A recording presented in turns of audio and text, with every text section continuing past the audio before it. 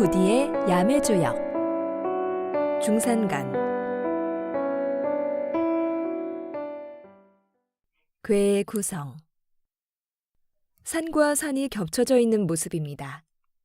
첩첩산중 혹은 산 넘어 산이라는 말이 떠오르네요. 그렇다고 해서 아무리 노력해도 계속해서 일이 쌓이기만 한다거나 이러지도 저러지도 못하는 상태를 상징하려는 것은 아닙니다.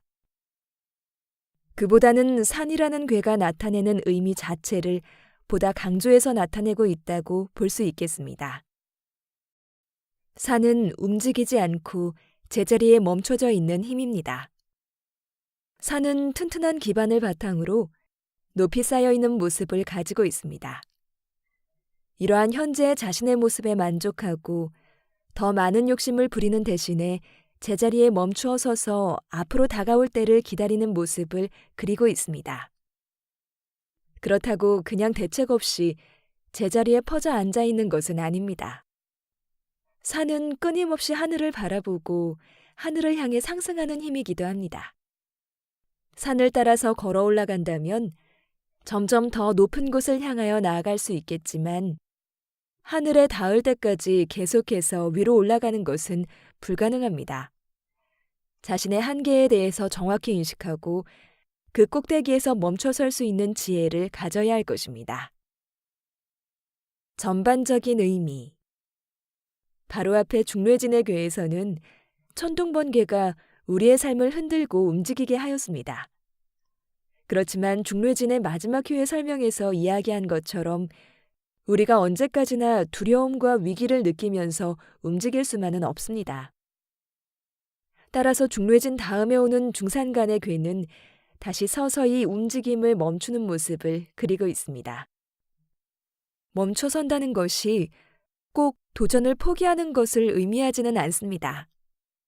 앞으로 강하게 달려나가는 것만큼이나 적절한 시점에 잘 멈추어 서는 것도 아주 중요한 전략이 될 수 있습니다. 이것저것을 다 시도하기보다는 하나에 매진하는 것이 좋을 수도 있습니다. 큰 욕심을 부리는 대신에 내가 있어야 할 곳이 어디인지 이해하고 그곳에서 걸음을 멈춘다면 적어도 후회할 일은 없을 것입니다. 산이라는 것은 한 곳에 굳건히 멈추어 있는 존재입니다.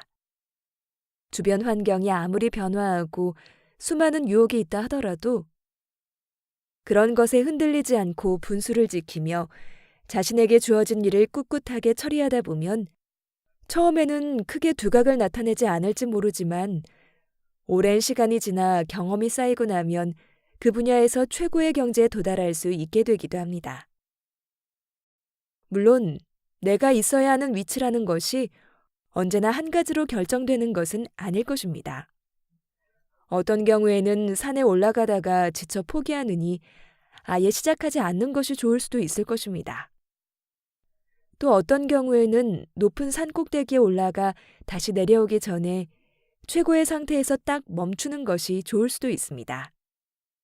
또 다른 경우에는 산과 산 사이에 깊은 계곡에 몸을 누이고 혼란한 주변 세상에 잡음이 없는 곳에서 조용히 쉬는 것도 좋을 겁니다.